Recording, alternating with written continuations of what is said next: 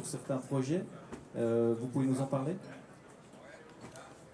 Alors je dirais que par rapport à la place de la gare, l'intérêt qu'on a eu par rapport à l'agglomération, c'est notamment la question du financement, puisque le projet de la place de la gare était inscrit dans la planification de l'agglomération. Ça nous a permis de toucher une subvention d'environ 2 millions de francs, ce qui n'était pas négligeable par rapport au projet. On a d'autres projets au niveau cantonal, au niveau de l'agglomération, qui ont touché du financement. On a notamment la passerelle du millénaire à la ville de Neuchâtel, le remontoir à la ville du Loc. Donc là, c'est quand même des projets importants. La planification, la réalisation de la place de la gare, on l'a surtout fait par rapport aux besoins de la ville de La Chaux-de-Fonds, mais c'est clair que c'est la porte d'entrée de la ville, mais c'est aussi une des portes d'entrée de l'agglomération. Mais je dirais que quand on a planifié, on n'a pas dit, mais attention, là, on doit annoncer que c'est un élément particulier de l'agglomération.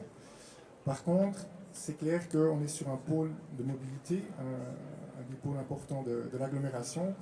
Et c'était évoqué par Cédric Duprat. Il est prévu dans la planification dans le quartier à proximité, le quartier du Corbusier, l'implantation du nouvel hôtel judiciaire qui doit répondre aux besoins du canton. Donc là, typiquement, c'est un projet qui s'inscrit dans la planification de l'agglomération. On en a d'autres qui sont également en planification. Cédric Duprat l'a aussi évoqué.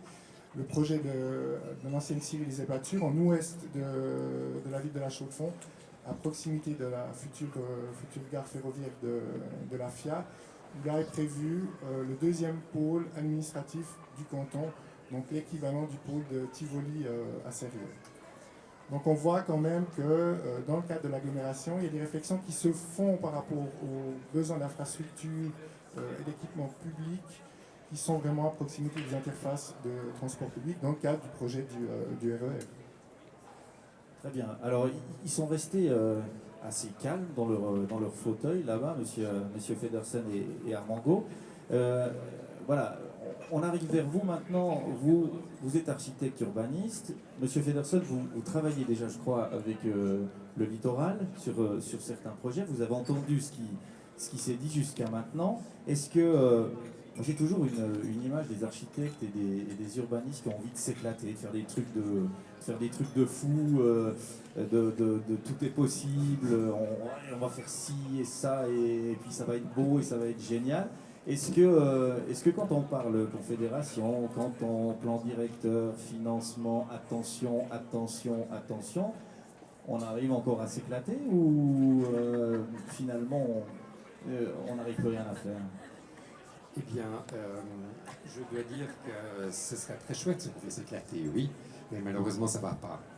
Ce que je constate quand on commence un travail à plus grande échelle, que ce soit ici à Neuchâtel ou bien ailleurs en Suisse, c'est qu'on a affaire à beaucoup de normes, à beaucoup de principes, à des plans qui, vous avez entendu, tout est déjà fait. Au niveau du canton, il y a un plan directeur cantonal, de l'agglomération, il y a un plan d'agglomération, il y a un plan, enfin, il y a des plans partout, il y a des études, il y a des piles d'études, etc.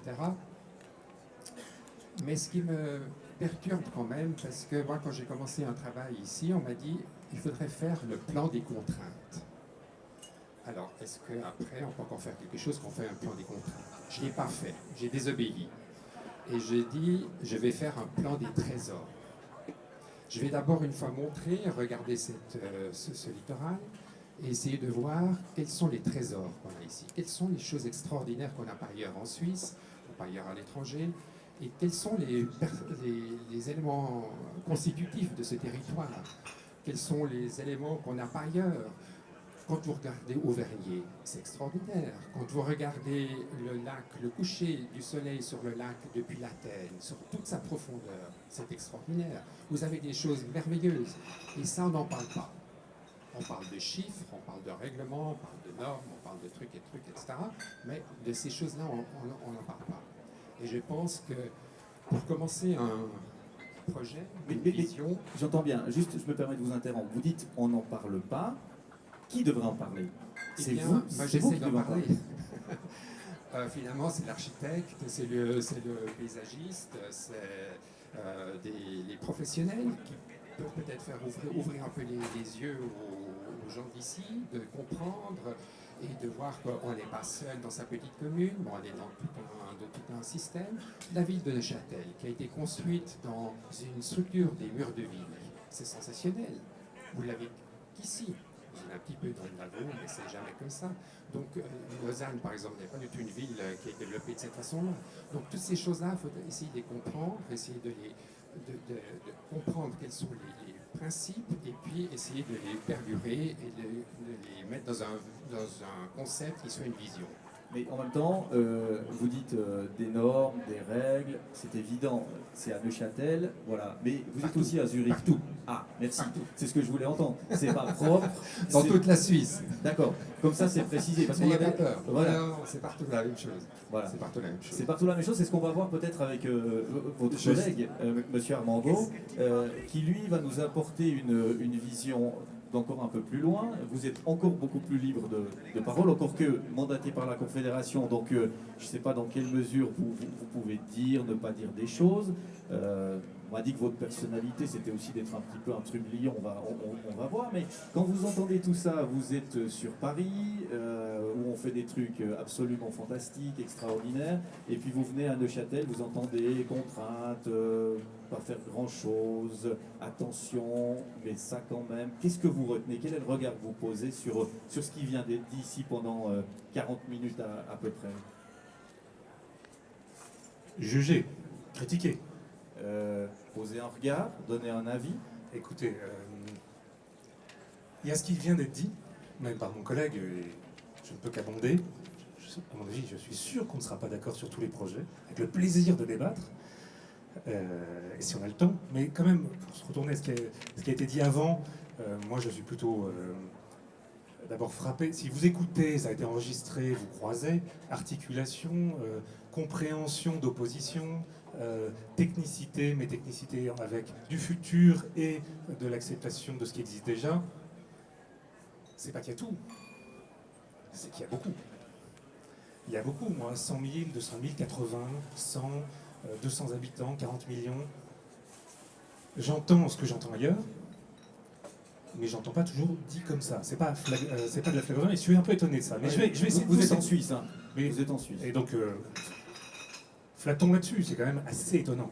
Parce que j'aurais entendu des choses fausses, une agression inter-directe. Voilà, donc ça déjà c'est très frappant. C'est purement frappant, tout le monde le sait. Il y a une technicité, un calme un tel table ronde qui se passe comme ça pour l'instant. Alors je vais essayer de dire des choses, quitte à ce que ça Non, alors excite, allez-y. ou provoque, et à me tromper. Ouais. Juste, je citerai juste, et pour revenir, si j'ai 2 secondes, à la thématique. Dans la mesure où je ne connais pas très bien ce canton, j'ai eu la chance de travailler à Genève, près de Lausanne, en ce moment à Fribourg, donc dans le programme Smart Living Lab 2050 pour le canton de Fribourg et la Confédération, c'est-à-dire comment on habitera en 2050. Vous êtes assez dans le propos, je crois. Donc, mais en même temps, à part la beauté et y passer, je ne connais pas, je préfère le dire. Et je citerai 3 exemples. Et comme ça, on sort un petit peu. 3 exemples. Le premier, c'est quand on est à l'école, il y a d'autres très très bons exemples, mais il y a un livre, Roncaiolo, un livre qu'il faut avoir lu pour avoir son diplôme d'architecture à mon époque. Urbanisme, architecture. Qu'est-ce qu'il dit?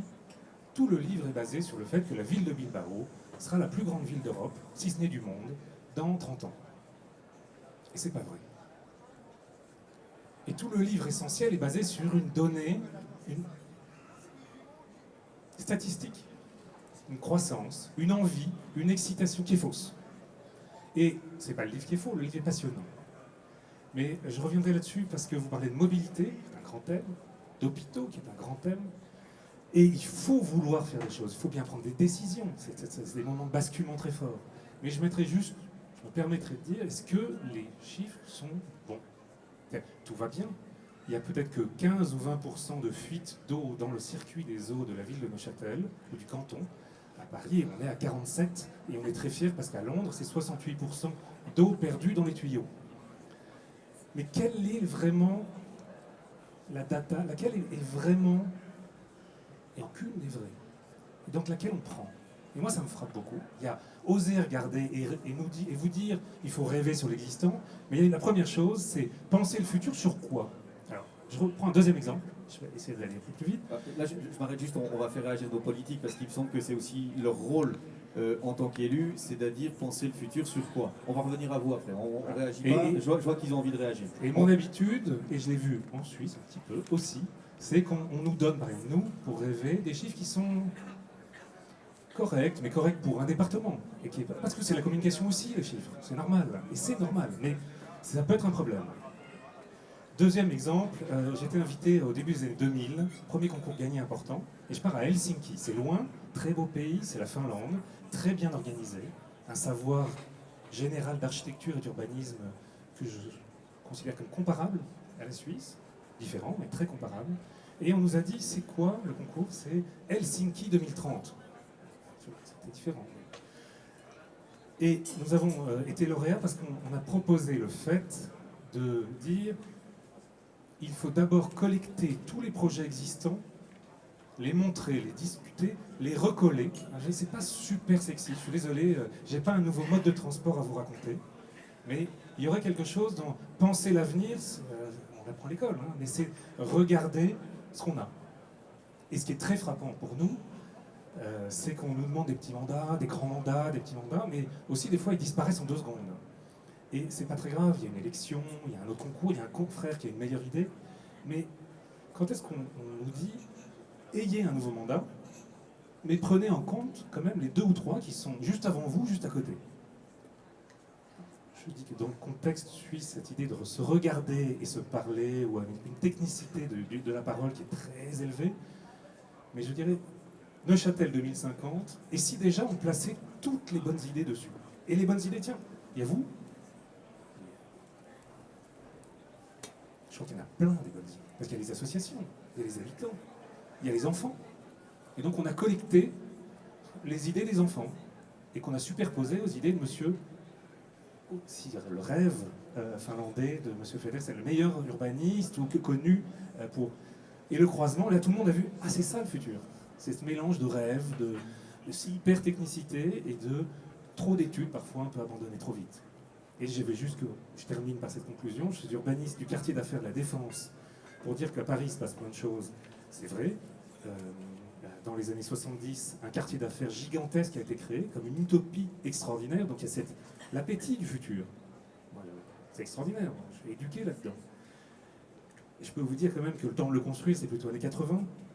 Aujourd'hui, 36% des routes ne servent à rien. 200 000 m² sont abandonnés mais chauffés. Le quartier est en semi-cessation de paiement, pas du tout parce qu'il n'y a pas d'argent. Budget illimité. Vous voulez une tour, on fait une tour. Mais comment on le gère, comment on l'utilise? Donc ici, il y a une hyper technicité de la gestion, mais il y a quand même cette idée de nous, architectes, de trouver un moment, de dire attention, la data, c'est peut-être pas la bonne. Attention, je trouve que moi, j'ai prêté serment de dire en fait, l'étude d'avant, ça suffit. Et puis parfois, c'est bien regarder l'existant et de dire tiens, il reste 36% de routes données par l'État, par les 30 ans qui viennent de passer. Vous venez de lancer des projets. 36% de vos projets ne servent à rien aujourd'hui. C'est un cadeau. Le futur, il est dans ces 36% de routes qui ne servent à rien. Dans votre loi de mobilité, à mon avis, il y a peut-être 17%, 18% de routes qui ne servent à rien. Est-ce qu'on peut faire du poney sur ces routes dès la semaine prochaine? Est-ce qu'on peut y dormir et faire des pique-niques collectifs? Est-ce qu'on peut aller jouer au badminton le week-end pour mimer 2050? Parce qu'en fait, en 2050, ces routes ne serviront à rien. C'est pas qu'il ne faut pas les faire, il faut les faire. Mais il faut déjà les hybrider, déjà les rêver, déjà les... C'est pas, il faut les faire, mais ça appartient déjà à tout le monde. Merci beaucoup pour cette intervention. Ça va permettre de rebondir. J'ai vu que M. Blazer, et là on va vous demander de réagir aux fois. Effectivement, on a l'impression là d'être dans un moment assez extra.